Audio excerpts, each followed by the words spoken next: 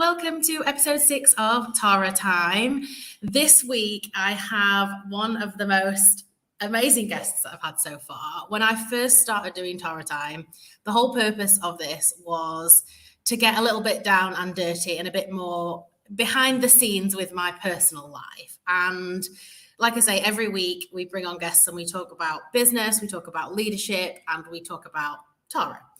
So when I asked this week's guest to come on, she was a little bit hesitant at first, but I think out of everybody who's been on so far, she's probably going to give the most juicy behind the scenes that anybody has. Hannah Selby is joining us today, and she is my oldest, bestest friend in the entire world. We've been friends for 30 plus years. And she definitely knows all of the stories that I'm a little nervous she may tell today. So I'm going to invite her on and let her quickly introduce herself, and we're going to dig into all sorts of fun topics. Hello. Hi. Introduce yourself. Tell us where you are, who you are. Go for it. Oh my God. I'm Hannah. As Tara said, we have been friends since reception year at school. I have all of her dirtiest, darkest, most hilarious stories. Be gentle with me today. So when we said, you said, oh, what on earth are we going to talk about? I was like, there is so much we've got to talk about. And the fact that we live so far apart, and quite frankly, well, I will profess I am absolutely useless at ever picking up a phone. So I said, we'll just have our catch up live for everybody to listen to and hear. So we set some things out. So we said we were going to talk about 30 years of friendship. So 30 plus years of friendship. I don't know how old we are now. Something like that anyway. No, when you introduce me as your oldest friend, I think we need to drop that now, because it's like a year-old's going to appear on screen. Well, we are getting old now. That is a fact of life. We are getting old. But yeah, we have been friends for a very, very long time. And what's the secret to keeping a friend for that long? How on earth have we stayed? One thing that always gets me is both of our parents actually will always, like, they say, I can't believe, like, when we still go about, like, I can't believe that they're exactly the same behavior and people that you always have been forever, from when you were little to now. Idiots.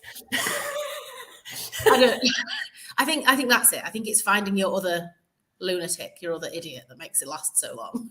Yes. Never take anything seriously, ever. Yeah, that's a good one. Yeah. Yeah, and we have had many experiences together. 30 years is a long time. 30 years is a really, really long time. We have been on many holidays together. Yes. We have been through many boyfriends together. We have... We've done the full high and low. We've had the shit together. Can you say shit on here? Yeah, we can say shit, fuck, bollocks, scrap, all of it. We've had the fun times and the rubbish times and the sad times and the happy times, and we've done the full 360. That's what we've done. We have. Yeah. But yeah, I think you're right. The reason that the friendship never doesn't matter. It doesn't matter how far I fuck off across the other side of the world. Yeah. It doesn't matter what changes in our lives. I don't really think there is a recipe to it, like how to have a successful friend. Because like you said, I think you just have to find your other odd friend that you will do life with, basically. I think that is the key. Yeah. But there's something like when specifically, and it was a fear I had actually, when I moved away, like however many million years ago that seems to have been now, of how do you sustain that when you're far away? And I'm shit. I'm useless. Like, we don't talk on the phone regularly. Like, we don't even WhatsApp that regularly. Like, we're not in contact all of the time. That's not the recipe either.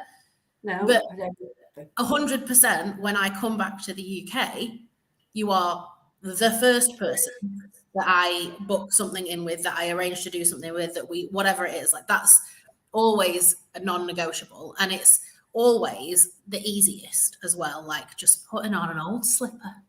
And like there's no what's changed, what's different, how we, and we, No.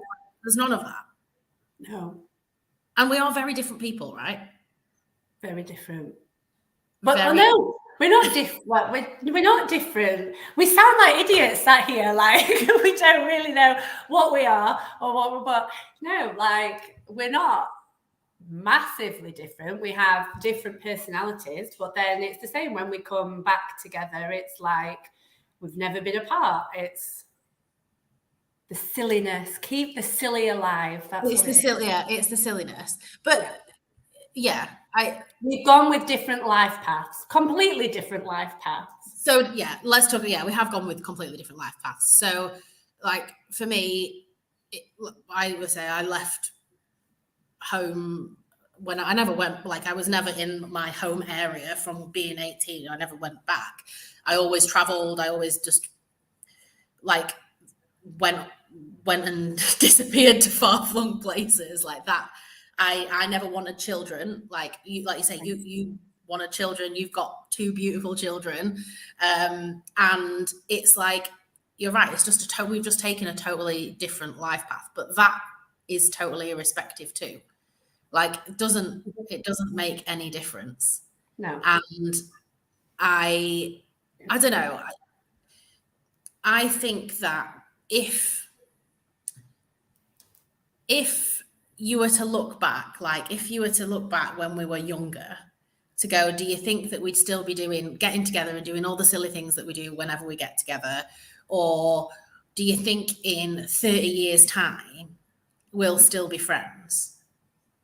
Like, I don't know. Would you have predicted it? Like, would you have said, yeah, absolutely. In 30 years' time, we'll still be, when we're old and we're ghosts, we'll still be going and scaring people together. I think we probably will because of things that we were like, stuff that we went through when we were kids. Like what? I think when we were kids, when we were teenagers, when we were grown-ups, and I think that's it. And you know what's really funny? So Harley, my little girl Harley, she has a friend at school at the minute who they are inseparable. And I was thinking the other day, I wonder if this is her Tara. Like, and then her school teacher collared me and said, can I just ask, what's going on with these two at the minute? And I was like, why? She's like, because basically if they can't make an agreement with each other, they just scrap it out. And I'm basically like, she's Tara. Yeah, that's it. That is what we used to do. That is what we used to do. Like actual boys. Yeah, we used to fight.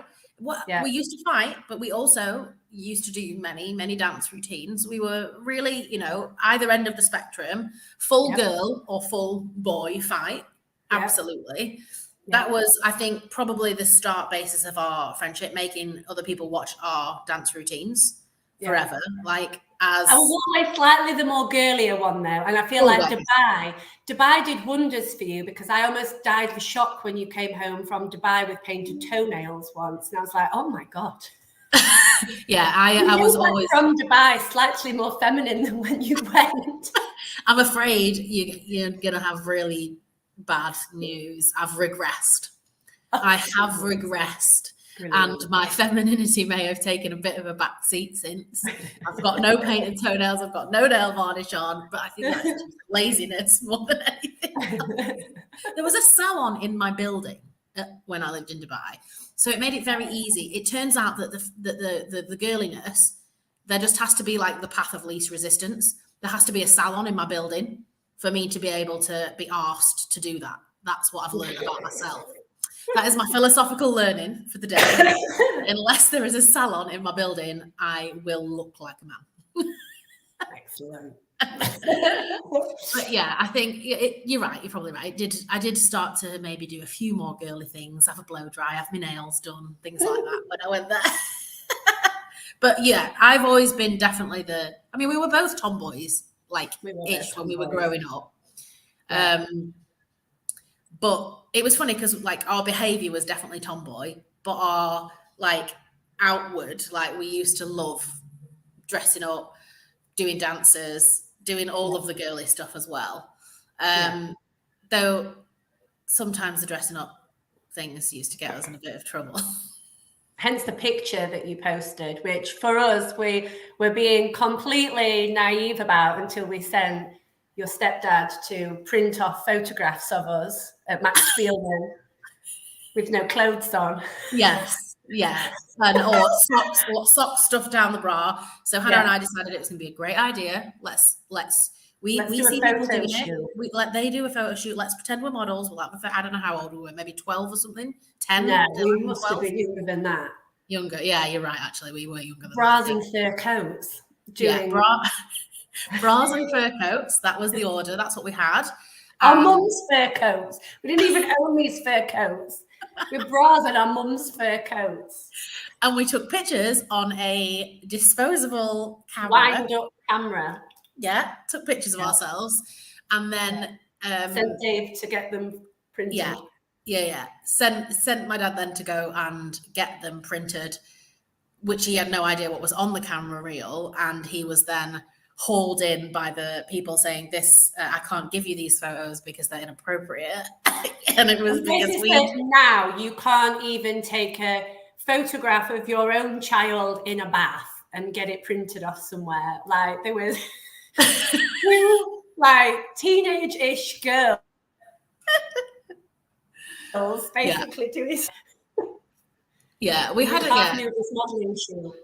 We could have got him into a lot of trouble. Yeah, I think, and that was another thing I said we would talk about, was be like teenage tearaways. We had many incidents as teenagers that I'm sure shaped who we are today.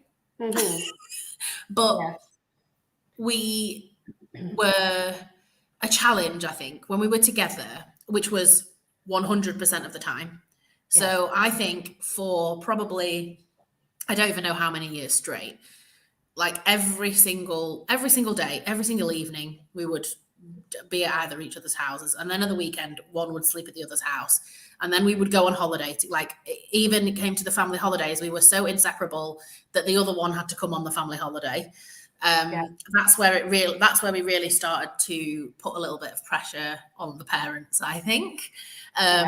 With the holidays, where we would just be continually misbehaving, whether it would be sneaking out or when we shouldn't have been, or canoodling with boys that we shouldn't have been doing when we were on holiday. I think Hannah's mum once said, I think first of all, we were grounded. And then we get grounded on holiday. We got grounded, and then Mum said she was going to put you on a flight back home. What had I done? I can't remember what I'd done to be told I was going to be put on a flight back home. I don't know. We'd found a nightclub that, like, for us, we'd been taken to Ibiza, and for us, this nightclub at the age of 13, we might as well have been in Pasha. And Mum and Dad sat outside, and we were on the dance floor with all these boys doing our bestest, bump and grind, black lady dancing, thrusting all over them, not realising that there was a huge 40-inch screen TV outside that my mum and dad were watching of us dancing on the dance floor. And then he came in and grabbed us and took us off. And then when he realised my mum and dad realised that they'd lost all control of us, Dad started buying the boy from Bognor Regis beers to act as our bodyguard for the 2-week holiday. Yeah, I know. I think two of my favourite quotes from your parents came out of that holiday. One was when your mum came back and she said to my mum, "Never again. It was like taking 2 bitches on heat out of the country. I'm not taking these ever again anywhere." And from your dad, was the night that we were grounded, and we were like, "Can we just nip round the corner to the shop?" And he looked round, and we tootled off, and he saw us surrounded by a pack of boys and came over with, "Do I have a dick on my head?" Yeah. We caused some havoc, and I think just a general, whatever we were told not to do, we would try and figure out how we could do it. Even when we were back home, there was a boundary limit of where we were allowed to go within our hometown. But Never again, go to the Southern bus station. we don't go over it was like over a bridge to the other side of town. That's too far. You don't go there. Yeah, we were like, well, but what do we do? Because we found some boys that we like at the other side of there. Yeah. Do you know what though? I quizzed my mum the other day when you asked me to do this, and I was like, what would you say? Like, oh, we were like pretty bad, like the stuff that we'd like sneak off and do this, and like you say, everything that we were told not to do. And her story was the day that and this was us being actually really good in our own heads, when we went on a bike ride to see my nan in Tickhill, but didn't tell anywhere where we were going. Yeah. And that to her is her worst story. Us going on a bike ride to Tickhill to see my nan, which I think we probably thought we were doing a little good deed. Yeah, but that was the thing, like we had no consideration for, we just disappeared. We were out for about 7 hours. Yeah. And nobody knew where we were, and obviously no mobile phones or anything like that. And when they got back, like it was a long way as well, like down the other thing is the way we cycled there is like down a massive dual carriageway or something. Like, but now all I get from my mum is, you just wait, you've got it all to come. Yeah, which actually, Harley introduced me to her year 6 boyfriend. She's in reception and she's 4. Her year 6 boyfriend, who is about 6 foot, he's called Nick and he has a skinhead. Oh, excellent. That's who I got introduced to. So yeah, I think I've got it coming sooner than I think. You and she's totally right. Exactly what is going to happen. And she is like born out of your backbone. So she's going to be like you, even worse. And you are going to have to deal with that. And I'm afraid it's called karma. That is absolutely called karma. Yeah. Mm-hmm. Yeah. Oh yeah. So your mum's story was the worst was us disappearing on a bike to Tickhill.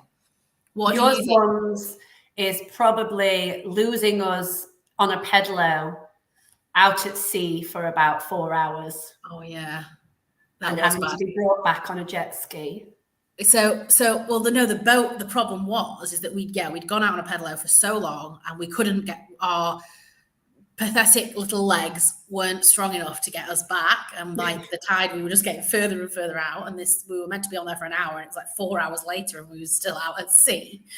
And they sent the boat out to go pick up the pedalo. So at this point then there was a boat coming back in with the empty pedalo being towed on the back, and they couldn't see that we were inside the boat, so they were like, great, they're dead.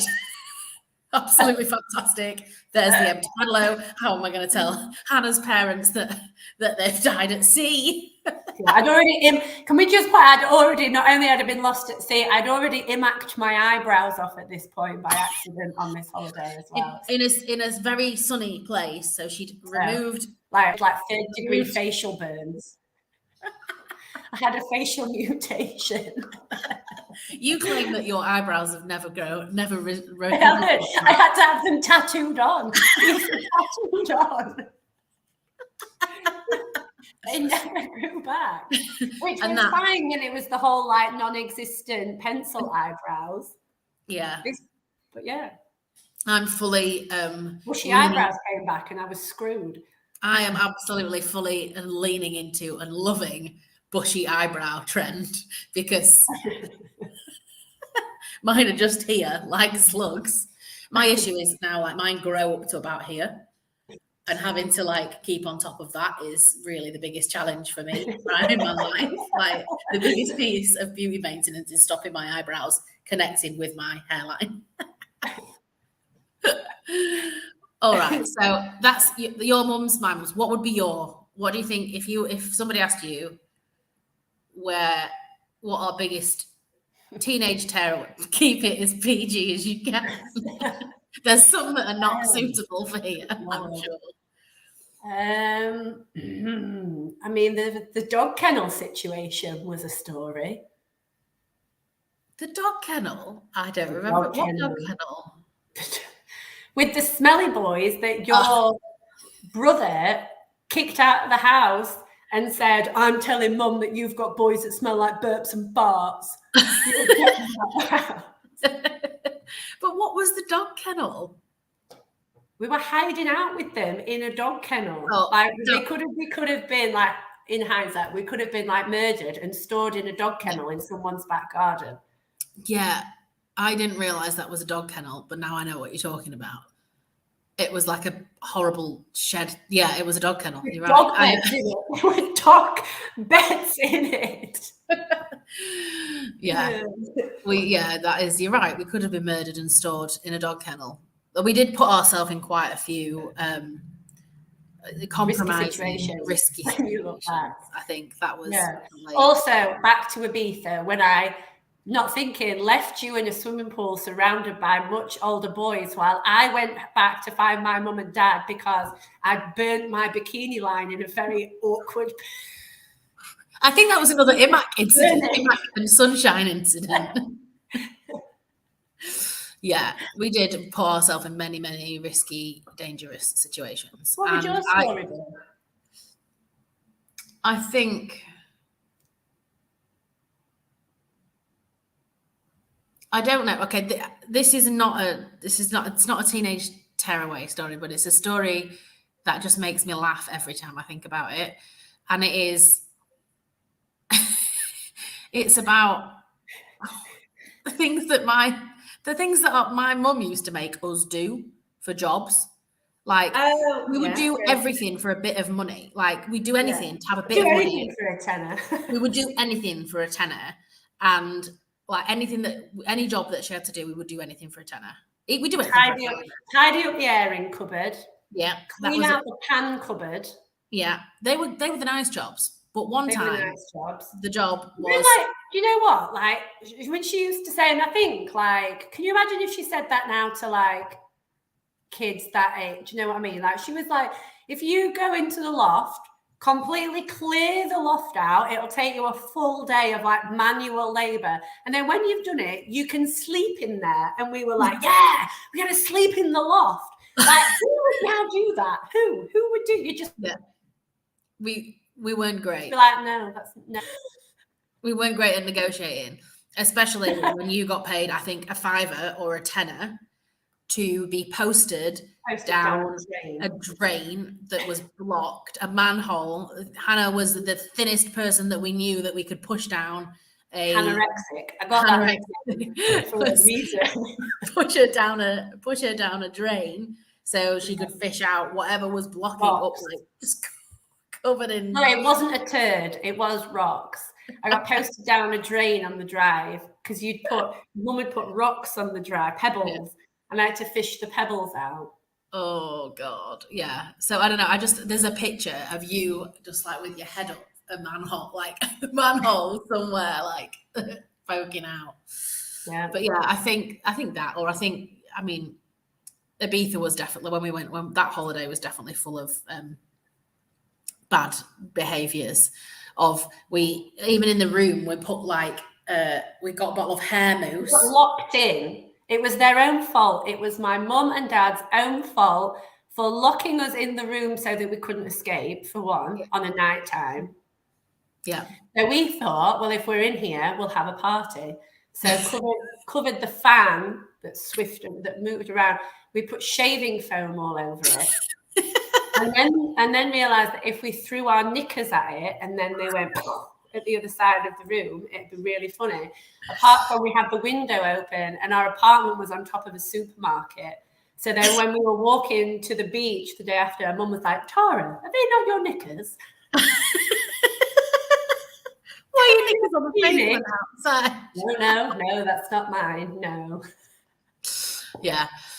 Oh man. Yeah. And then she found condoms in our drawer. And she was like, what the hell are these? And we were like, we've been blowing them up on our heads. I don't even know where we got them from.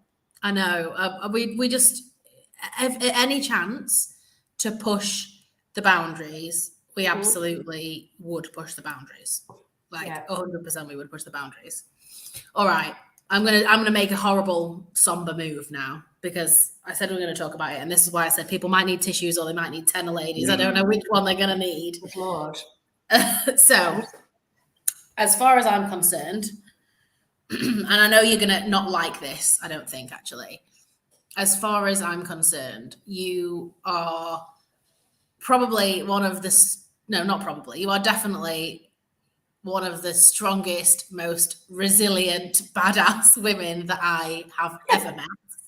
Full stop. That I've always known, but it was abundantly clear when you have spent the last how many years now fucking fighting and battling with the deadly C word. Mm-hmm. So if you will, and share as little or as much as you want to share.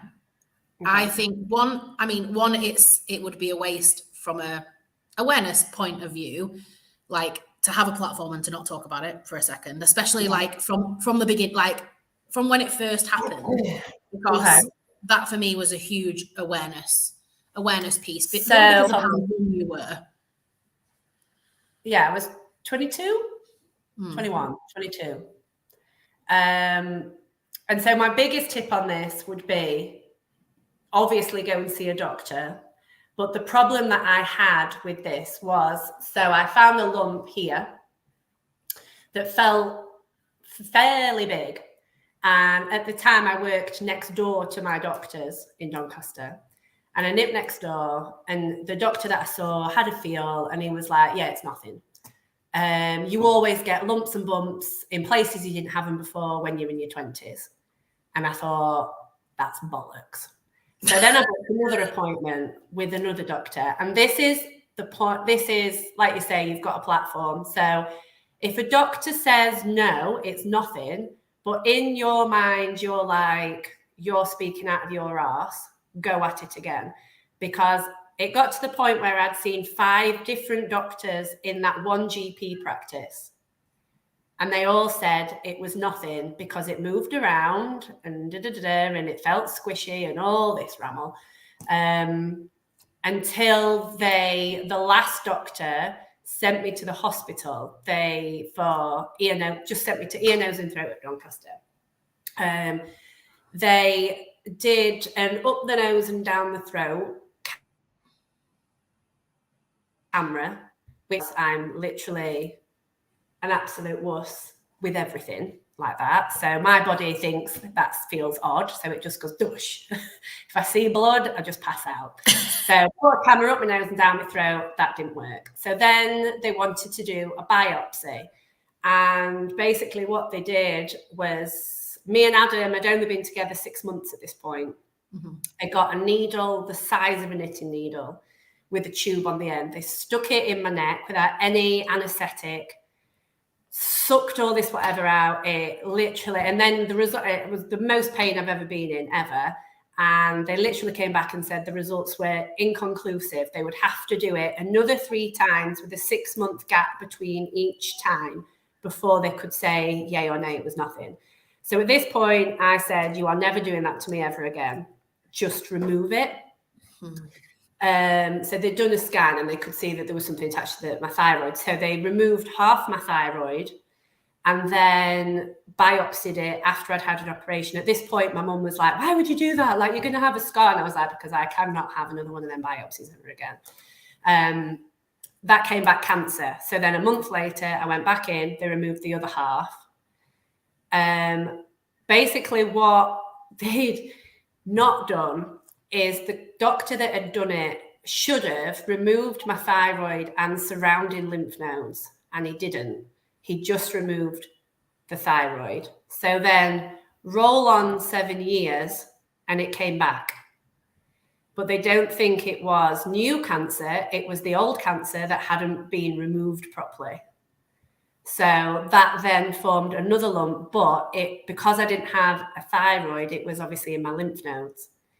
And luckily, because it's slow growing cancer, it didn't go everywhere. It was still contained. So I now have a scar that goes all the way up here. And this was 5 months after Harley was born. And Adam noticed it on Christmas Day and was like, have you got another lump in your neck? Yeah.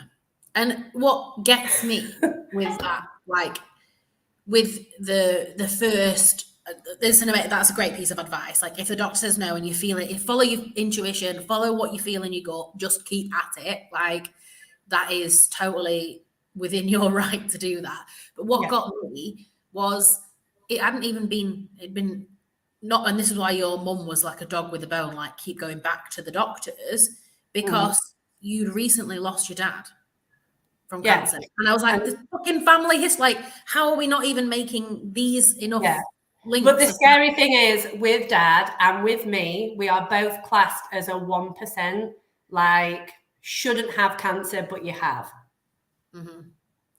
Like, they don't think there's a connection, a relevance to each of them, but yeah. But it, like, irrespective, my point is, like, as a medical, like, I don't know, like that, like, surely it's just like, let's just check. And I remember your mum at the time, she was like I say, like a dog with a bone, wasn't she? She was like, go and get it checked, go and get it sorted, go, like, it needs to be, and rightly so. But what I like took from all of it, like, well, I was very, very angry with you at the beginning, actually, of when you first told.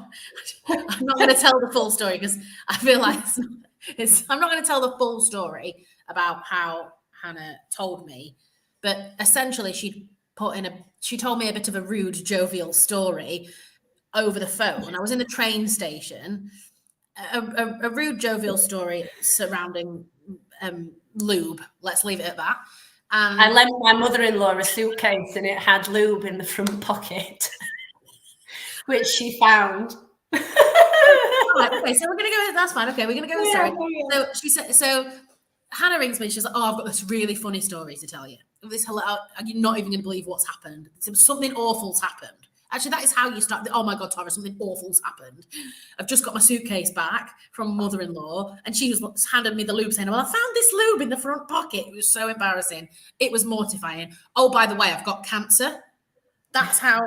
Bye now. In a bit. See you later.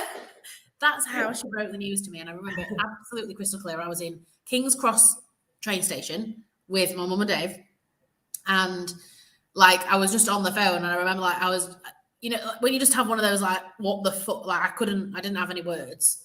I didn't have any words. I'm not usually good in those situations anyway, but I had absolutely no fucking words. And I was absolutely fuming with you because that's how you decided to drop that piece of news. But that absolutely sums up your entire behavior, your entire personality.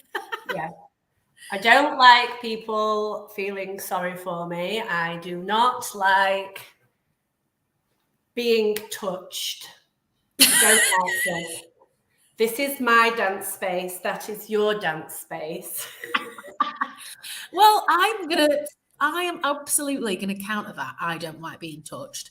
To why do you think every time, in fact, all throughout our life, I don't like being touched, but I am on the next level. I don't like to be hugged by the people that love me. I really genuinely don't like. You know what? There's actually a running joke, like, at the minute. Like, even Adam's mum was like, this is an impression of you if it's forced on you.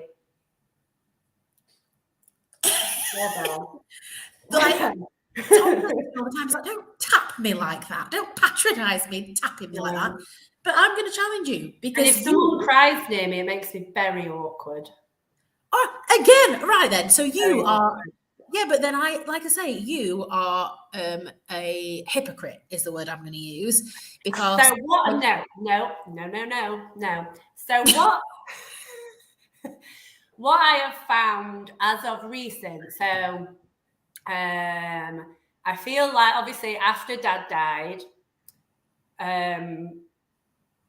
it just I just swept it. It just got swept under the carpet. And I feel like I struggle with his loss more now. I'm older and I know of the things he's missing out on and the things that he should be doing and all that stuff. And I have triggers, tend to be music. So obviously we were at our friend's wedding and Brian Adams came on. but I can top it. I can bloody top that. So we went to, before Christmas, me and the girls went to Westlife, a Westlife concert. Oh, dangerous. Dangerous. It was brilliant. And I was living my best life to an extent that I'm just like, woo, singing away. And Flying Without Wings came on. And in my head, there's little mini Hannah in her bedroom. Life is good. Mum and Dad are downstairs. The whole thing. And it got me. And the floodgates opened in the middle of a Westlife concert. The girls thought I was having some sort of midlife crisis. So yeah, I feel like of recent, I have noticed there are triggers. Yeah, definitely music. I mean, it doesn't help. So when I say you're a hypocrite, you don't like people touching you or to be touched, and you don't like to cry. Yet whenever we are near each other, you touch me far more than I appreciate and than I like with your horrible clammy hands, and you know that. I've never met anybody with clammier hands than Hannah. Clammy hands and moist feet. Yeah, and she touches me more than I accept. It's actually some form of abuse, I think. So hypocrite there. And number two, crying. We have yet, I think, to successfully finish a night out in the last 10 years. Our funniest cry story though was definitely the Christmas after he died. We went round, Dad died in November. We went round town on Christmas Eve, always. And we had the lock-in, drank too much, went into a toilet, cried all my makeup off, came out bag there that we decided to use her makeup, had the full black Ring of Doom foundation, like 20 shades too dark, and came home and then came home. This is after getting my fingers trapped in a Subway bin. So that Christmas, Mum was actually really mad with us because not only was I vomiting Christmas morning for being so hungover, I couldn't hold my knife and fork to eat my Christmas dinner because my fingers were broken from getting them trapped in a Subway bin. But also when I got home, Mum was like, what the hell have you done? So that's when School Boyfriend was coming round that she actually really liked that one. And she was so scared of me looking like I'd been stuck up the chimney with my black face. She pinned me, pissed as a fart in the shower and washed me. Yeah, but we absolutely fail. And I think part of it is because, like I say, we don't, the one of it, there is the, like, well, for me anyway, the joy. Like, we don't get to do it very often. We don't get to see each other anywhere near as much as I would like to see each other. So when we do, it's like all of the heightened emotions, full stop. It's like pure joy and pure emotion and all of that. And usually we're out dancing. If we can choose something to do together, it is always that, like just to go out and dance. Though my feet don't seem to take it like they used to do. But there's that. And then, like, we have the conversation, like, you know, we grew up together. Like, we grew up around both of our families. And I always say, like, your dad was like my second dad. And it's that connection of all of those memories usually just come flooding back to us in a nightclub toilet. All of those. And you're right. They were just like the best times. Yeah, definitely. And it all just, it usually all comes flooding back in a nightclub toilet. All right. Now, I know, and we're going to finish a little bit early today because I know you've got to go, you've snow day situation, you need to go and pick the kids up. Yes. So I want to talk about, because we do talk about this all of the time, I want to talk about social media. So obviously I use social media all of the time now for business and whatnot. But what I want to talk about is the fact of what the hell would have happened if we would have had social media when we grew up. I met with Fran yesterday, and she enlightened me to something that I had completely forgotten. So I brought this up with her as well, this topic. And I had completely forgotten about this until yesterday. And this must have been our version of Facebook and whatever else, right? The slam book. Oh, the slam book. The slam book, which was basically everybody had them in their own little groups. And they were like scrapbooks, weren't they? That you bitched about people in, and you put your feelings in, and you put your whatever in, and who you fancied at the time, and who you fancied at the time, and whatever else. So it was a bit like a Facebooky scrapbook, but that was our Facebook. That was our Instagram, a slam book. Yeah.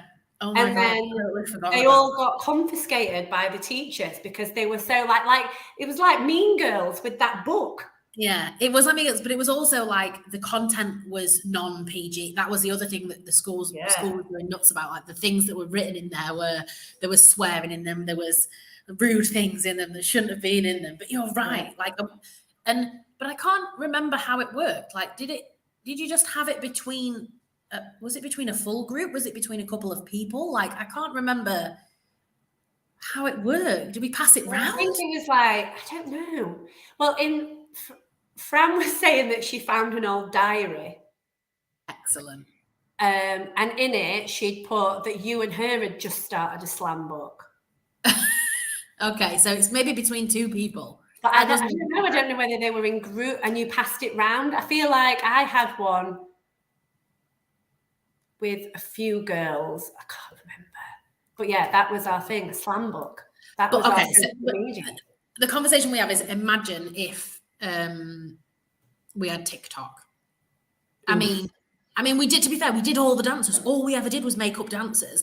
I think we would have absolutely nailed TikTok. We probably would have been TikTok famous and really, really rich now. That's one thing that would have been different. Like, totally, we would have been TikTok famous.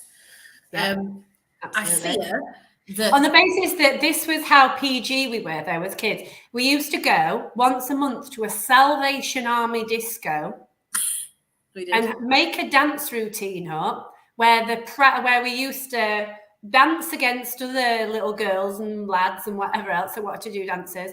And the prize was a free Coke. Yeah, we did. We did used to do that. That was what we did. But my fear is that associated with the bitches on heat comment, associated with the bra stuffing pictures that went to be developed, all that would have happened probably is they would have been on the internet for all of everybody to see. Yeah, exactly. That is exactly what would have happened. And that actually does, like, it must bring the fear into you as a parent. Like, because at that age, you just do stupid shit. Like, you have no realization of like, when we look back and say the dangerous situations that we put ourselves in, the stupid things that we did, like, you just don't have that sense of danger that I think that you should have. And then when you do that online, and it's like literally there for every weirdo in the world to come and access, like, for people of that age, that is a little bit scary. I sound like an old person. Well, no, the fact that so Max is 6 in year 2, and they had a safer internet day at school the other day, like how to safely use apps and the internet in general. We never had that. Well, that's because we didn't really have the internet until we were. We never had anything. We didn't even do, like, I mean, I remember when we had a parents' evening and we'd had a sex education lesson, and it was it PSE? And the teacher said to my mum, we were slightly concerned about Hannah's seriousness with it, that actually she picked up the large dildo and used it like a lightsaber to prod the boy at the side of her. Like, had no intentions of wanting to. I just kept jabbing people with it. I mean, that's generally my experience of what happens anyway. So, you know, really just setting yourself up for life with that. Yeah, I think, I don't know. I like, that goes with you, just general silly behavior. But I think the social media thing, we would have been all sorts of trouble, I think, if we'd have had it at that age. Well, I mean, it would be a combination of inappropriate pictures, dance routines, But I think that when I come back, so I'm going back to the UK in May, and I think when we come back, we really should. I think we should TikTok. I think we should TikTok. I think we should just have a TikTok evening where we test how good our ability to pick up dance I feel like still is. We might need to get Grace to actually teach us how to dance again, though. I don't feel like our moves are going to get us very far anymore. Well, I tried to do one. I don't know if you remember, if you saw it. Like it was when I was still in Dubai. Actually, I tried to do one with my mum, and we were very, very drunk, and I think it took about 2.5 hours to get, and she still didn't get it right. And there's just 47,000 outtakes of me going, "Stop it, you idiot! It's not like that. It's like this." I feel like that is what it's going to be like. Be good fun. We'll do it. Yeah, we should definitely. So that is a promise. You can definitely see a TikTok coming this summer. Coming this summer, Hannah and Tara regress. Oh, good God. Do TikTok. And you now have got children to embarrass that they'll be able to see it. It'll be there in the world. Well, can I just remind you of my dislocating knees? Can I just remind you of that? Can I just point out, not only have we talked about the cancer thing, but I also now can't leave the house without dislocating a body part and ending up in A&E. So actually, we might just need to... What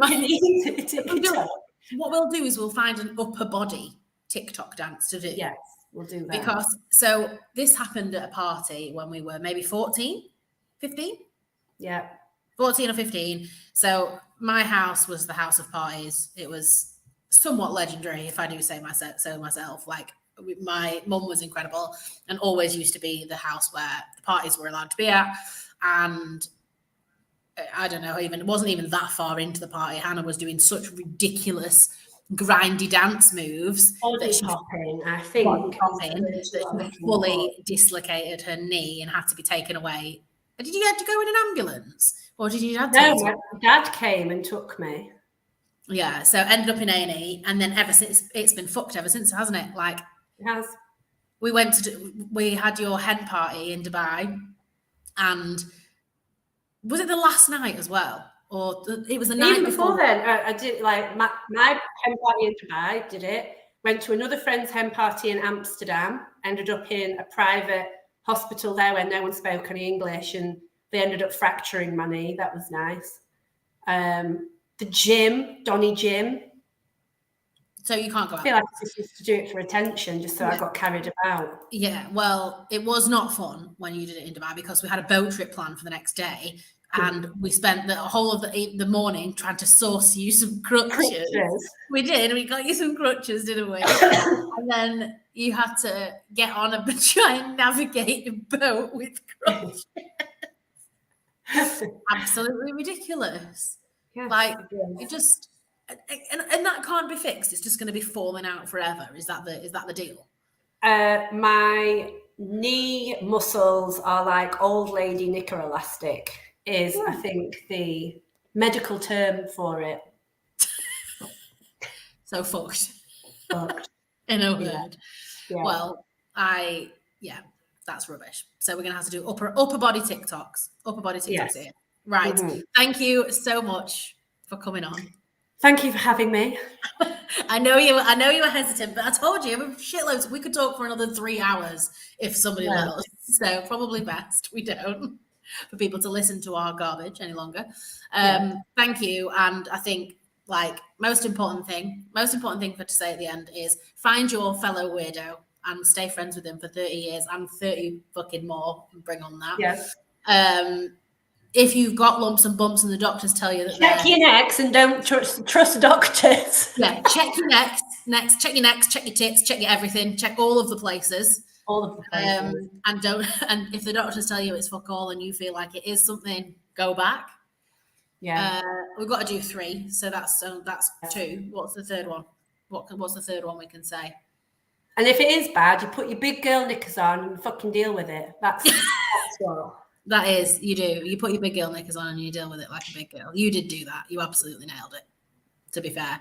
I don't know, like, Yeah, well, and we didn't go deep into that, but when I said you're the strongest, most resilient person I know, like, one, the way you communicated how you had it, but how you dealt with it when you've got it. Like, after the initial, I'm fucked off and I'm angry about this. Well, I'll say this really quick because I've got to do a school collection, but I had another scare of it about a month ago where I thought it'd come back again. And actually, the funny thing is, I wasn't worried about having to be operated on again or having treatment or any of that. My concern was because I had to have radioactive iodine treatment, which meant I wasn't allowed near children or pregnant people or anyone. And my biggest concern when I thought it was coming back was what on earth my children would go to school looking like if I wasn't around for 2 weeks. That was my biggest concern. That was my actual biggest concern, not being ill or being operated on. What the Christ my kids would look like going to school. They'd look like homeless children. It's nice to see you've got a lot of faith in Adam and his ability to dress the children. I don't even think he knows where their knickers are kept. Then you're going to school, Nicholas. Yeah, that's a good one. So yeah, if it does happen, get your big girl pants on. You've got it. Like, you've totally got it. You can deal with it. Wonderful. Exactly. Right, go and pick the children up and have a really fun snow day. I'm probably going to go out for fun now and enjoy the sunshine. Sorry for that. Thank you. See you later.